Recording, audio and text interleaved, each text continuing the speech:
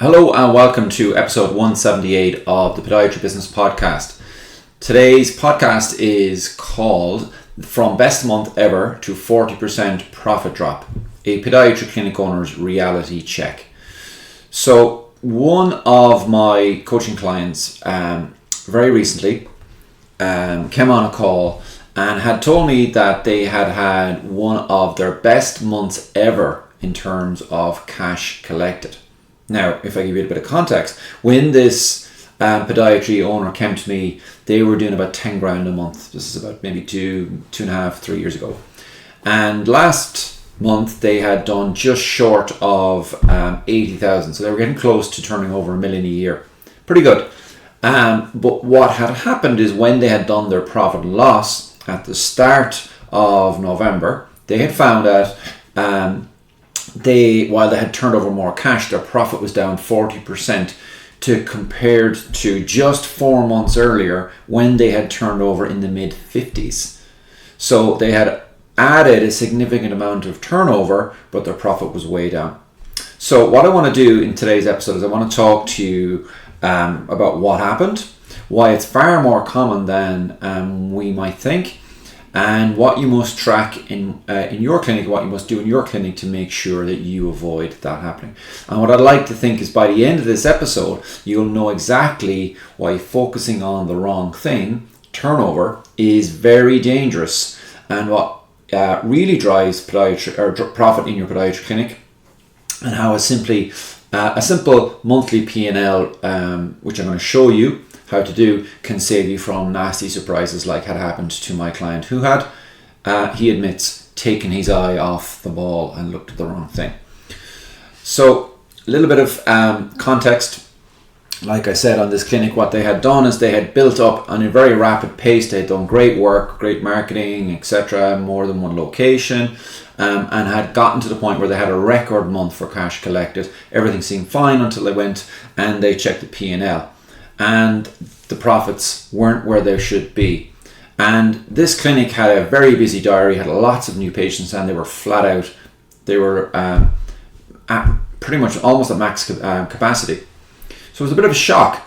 So the owner came on to the call, one of the coaching calls with us. We do 4 a week. And he told me this, and he wanted to know, how can I be so busy? And I'm still making less money. This doesn't make any sense. So we had a look, because the numbers don't lie. And the core mistake that he had made, and that I see clinics making, businesses making, is they get into the mindset trap that we're conditioned to focus on our turnover and not our profits. Because what we do as clinic owners, and I have done this, is we equate being busy, being run off our feet, and with big invoicing with success. And we might have a clinic where and ask yourself this, are you a clinic who judge the health of your business based off whatever is sitting in your bank account today? So you log in and you'll have a look, and you might have a decent bank account and think, well, everything's fine, no need to worry, no need to change anything. But that number's lying to you, really, because it doesn't really show you what commitments you have: wages, tax, rent, loan repayments, and so on. And it doesn't show you what's coming down the track. It's just a very small snapshot of what's going on that day, and it's not how you should be running your business. In fact, I don't really look at my bank account maybe more than once a week. I get a report, this is what's in the account, but other than that, I don't really judge the business off of that, and I do not recommend that my clients do so either. Instead, what you should be looking at is your profit, because profit is a pattern, and you should be doing this on a monthly basis. So the only place to clearly see a pattern of profit is to do a proper monthly P&L, not by looking what's in your bank app.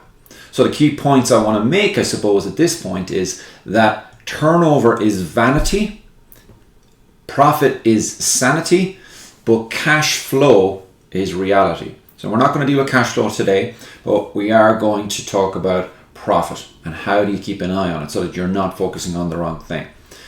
So actually, what went wrong here? How did this clinic allow things to slip in such a short period of time? Now, we will fix this, and I don't doubt they'll bounce back this month, but because we were able to see the numbers very quickly, we are able to make those decisions. And the main issue for this clinic is that they had allowed wages to creep up. They were expanding at a rapid pace, and they were taking on staff at a higher wage point than they probably could afford, or that made sense to the business. So it's not always sensible to just take on someone because they're available if it doesn't, the numbers don't make sense for your business, and I'll go through that in a moment. They had added too many admin, and they weren't really holding the admin team to account. And as a result, the wages had ballooned that particular month. So there was no clear targets on what the wages would be. Well, there was, but they weren't being monitored or kept where they should be.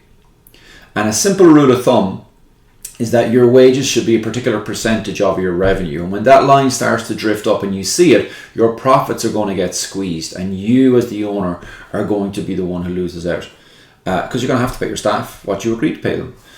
So on paper, this business looked like it was doing really well last month, and the growth was great. But in reality, the clinic was working much harder, much longer hours for less money. Now, this has happened to me personally. It's happened to me personally where in late 2021, I had opened a new clinic, and COVID opened up, so the world opened up, and I had a lot of staff leave and go traveling, etc., etc.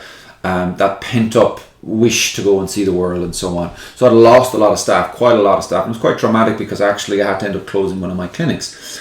In retrospect, it was probably a good thing. But in 2022, then what I did is I overreacted by taking on more staff than I needed to, just in case some of them left, and that meant that my profitability was hammered. And I was able to see this, and what I did is I realized that the model I had was not working. So the first decision I did is I closed one of my clinics completely, just closed it down. And I went to one clinic, and then gradually over time I reduced the number of staff that I have.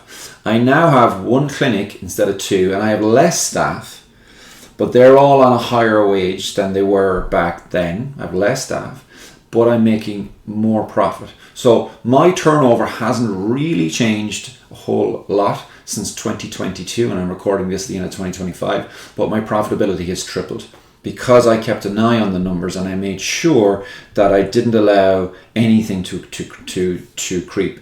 Now, I'm not at any point suggesting that you try and squeeze your staff, or that you try and take advantage of your staff, or you underpay your staff. That should never be the case. But you can still pay your staff well and make sure that you're running an efficient business. You're not running your business simply to make sure that your staff are paid well and there's nothing left over for you, which is unfortunately what's happening to a lot of podiatry clinic owners. You are running the business to make sure you and your family have a vehicle that provides you with enough surplus profit to give you the life that you want to do. So what actually drives profit in a podiatry clinic?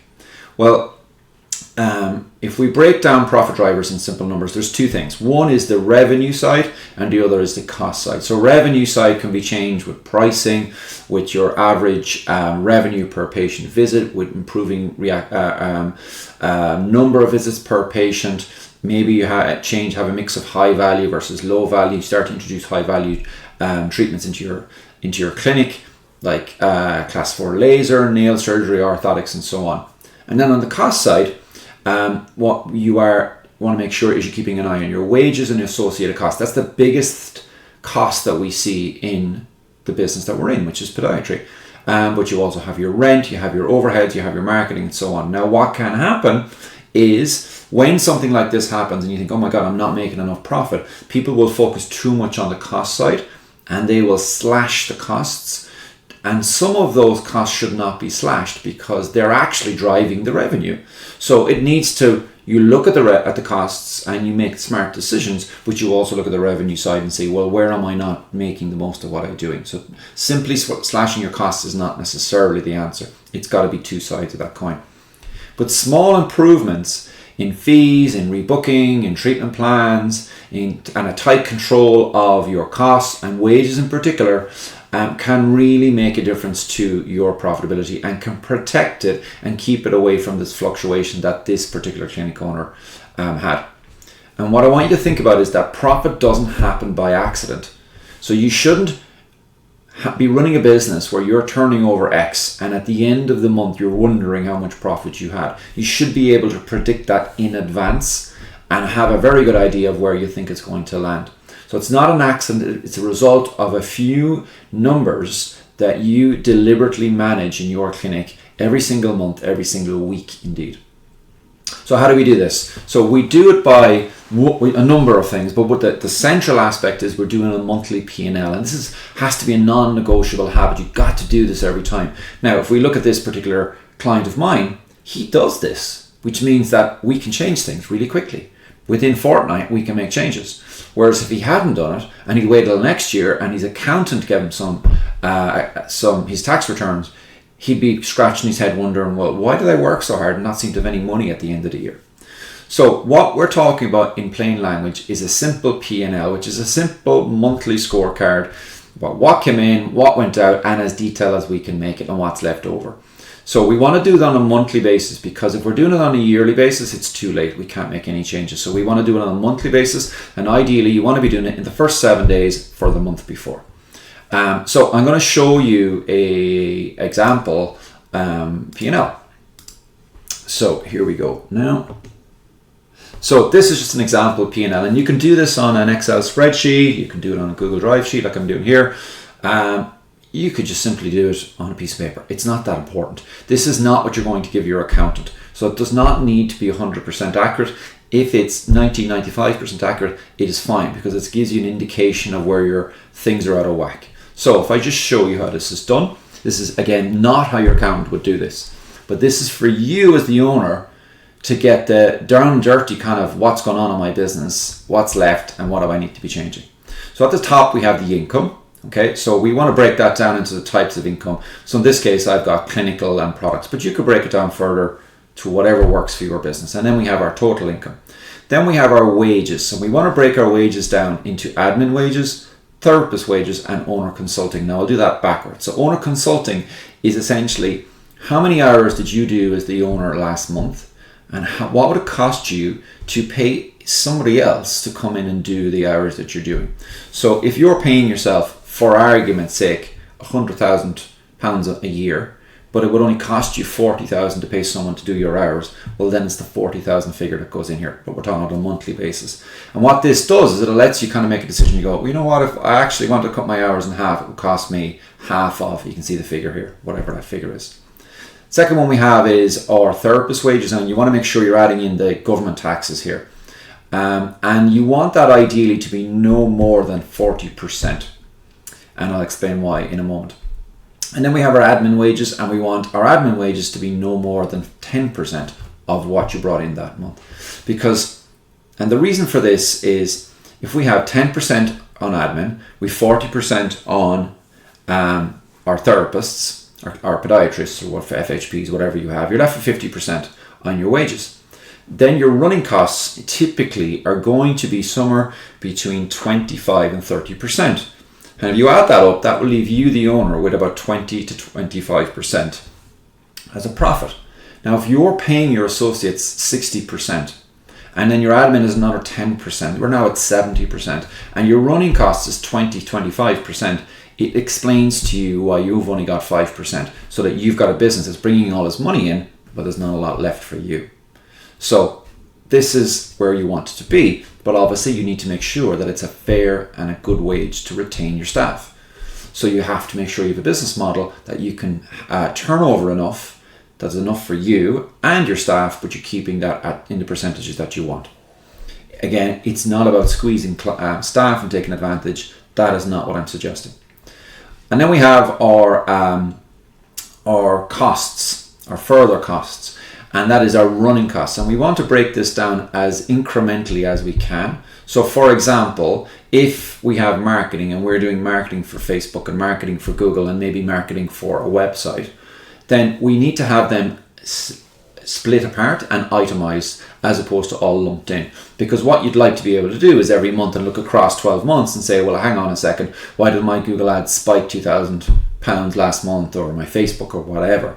And same for all of your accounts. It doesn't take that long, but it is well worth doing, because what it does is means you're on top of your costs on a constant basis and nothing gets out of control.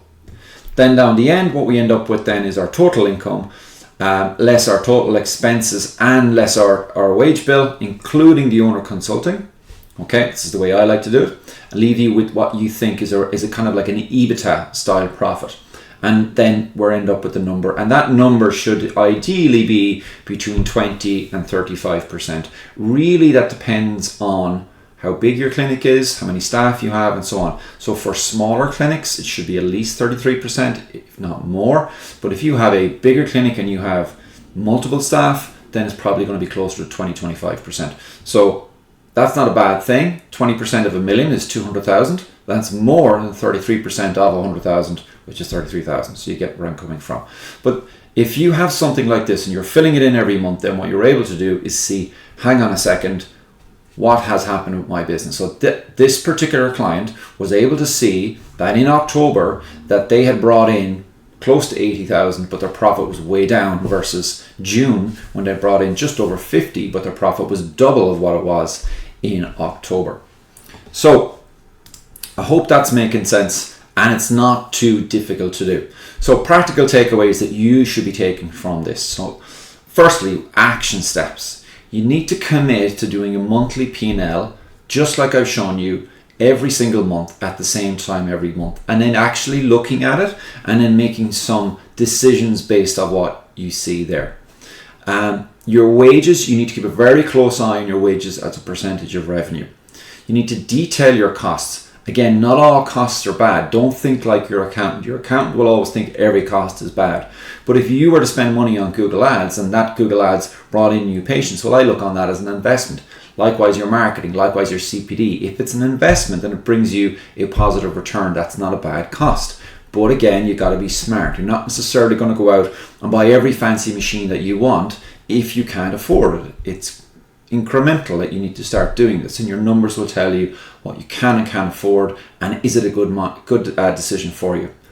Don't forget to celebrate when you do have good months, but don't get too high. We don't want to be too high on any of the good months, because we don't also want to be too low. We want to have an average, and we're looking at that constantly. And ultimately, what you need to understand is that your mindset needs to shift from one that my goal is not to be just busy.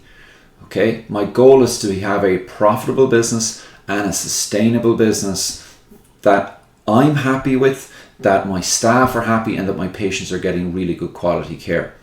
Success isn't really measured just in money. Money is absolutely important, but success is being measured in doing what you want to do and being happy about doing it and living a life that makes you happy. So, to summarize, this particular clinic didn't have a revenue problem. This particular clinic was turning over the kind of cash that almost all podiatry clinics would give their teeth for. But they had a profit problem and they had a wage control problem. Primarily, it was wage in this case. So your job as the owner is not just to fill the diary, but to make sure that the numbers make sense. So this is the kind of thing that we do here in More Practice Profits with our coaching clients, and we help them, like this clinic owner, go from where they were 10,000 to close to $1 million a year, while making sure that they're still profitable. So if you're listening to this or you're watching this on YouTube, then and your business is not generating the profits you think it should be, or you feel that your business is not delivering the lifestyle that you want for you, then reach out to me. Let's have a chat. We'll have a phone call, 10-minute phone call, and we'll have a quick chat and see if we think we're a good fit for each other. And if I think I can help you, I'll tell you. If I think I can't, I'll be straight up and say, listen, I don't think I'm going to be able to help you. I think you should go over here or do that. That is no problem. I'm happy to help out people. If you want to get the ball rolling on that, just go to our website, morepracticeprofits.com, and simply fill in the triage call and we will contact you. We'll have a 10-minute phone call and take it from there. So until next time, start doing your P&L. Remember, it's not about just being busy. It's about making profits that give you the kind of life that you want.